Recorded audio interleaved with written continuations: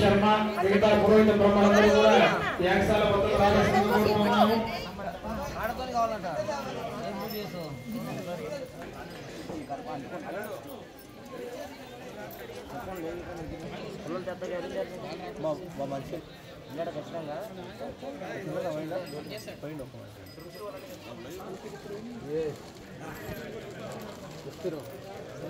గణపతి దగ్గర అక్షతలు వేయండి. లక్ష్మీనారాయణాభ్యాం నమః వాణ్యగర్భాభ్యాం నమః మాతా పితృభ్యాం నమః.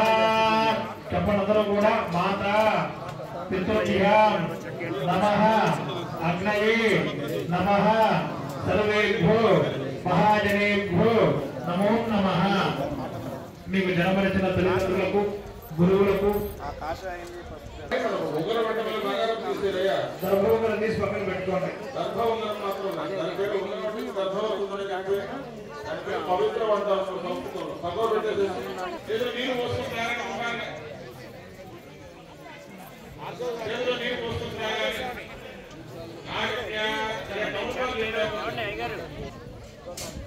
శర్మ వారికి అప్పగించులు వచ్చేసేది. అక్కడ బాబు ఉత్తరం పెట్టాల్సింది ఆవు ఆవు ఉత్తరం పెట్టాల్సింది ఆవు ఉత్తరం పెట్టాల్సింది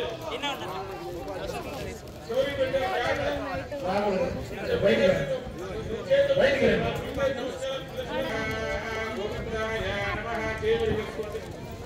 భగవాన్ పుస్తకాలు పుస్తకం తర్వాత ఆడవాళ్ళు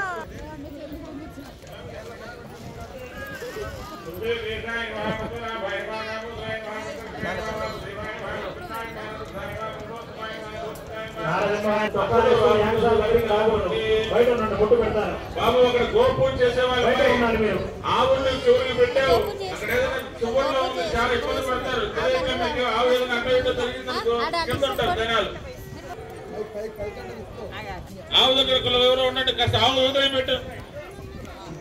ఎవరైనా తిరగలేని వాళ్ళు ఏమో వెళ్ళి తిరగాలని ప్రదర్శన చేస్తారు, ఇబ్బంది పడతారు. అక్కడ పుల్లలు సమిధలు లేవు చూడండి. అక్షతుల వాసన చూసి వెనక చల్లుకోండి. అవతిష్టంతో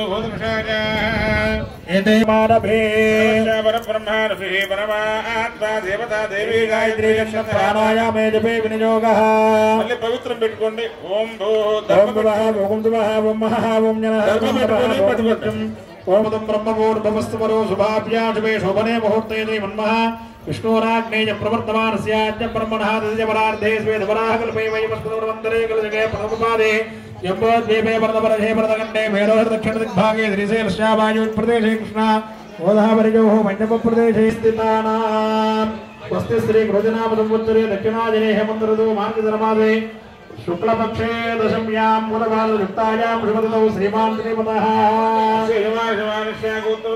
సర్వేషాం మహాజనానాం క్షేమార్థం చెప్పుకోండి.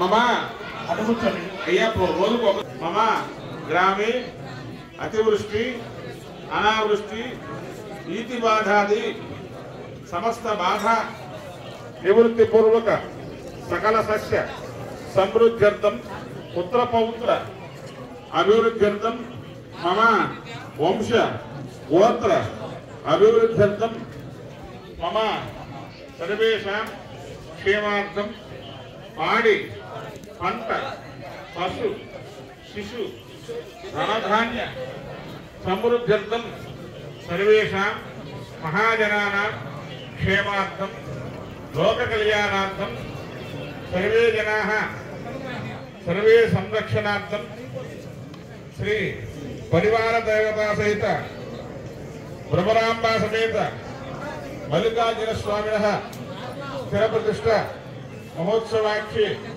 కర్మణి కర్మ కరిష్యమానః తదంగత్వేన ఆదు ఆవాహనాది సమస్త దేవతాః అనుగ్రహ ప్రసాద సిద్ధ్యర్థం తత్తదేవత అవనాక్షి కర్మ కరిష్యే. మనం ఎవరైతే దేవతలందరినీ కూడా ఆవాహన చేసి ఉన్నామో ఆవాహన చేయబడినటువంటి సమస్త దేవతలందరినీ కూడా ఇప్పుడు మనం వారికి ఆజ్ఞాహుతులు సమర్పిస్తున్నాం.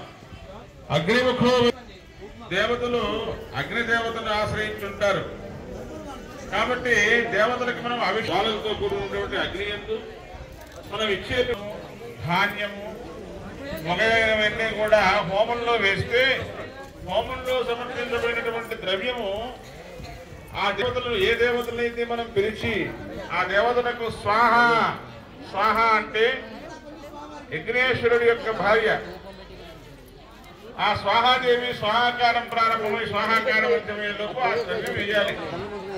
అందిస్తున్నాము ఆ హవిష్యును వారికి అందజేయండి అని మనం చెప్పి ఆ దేవతకు మనం సమర్పిస్తాం. మనకు ఉదాహరణకు మరి ఒక ఊరిలో ఉన్నటువంటి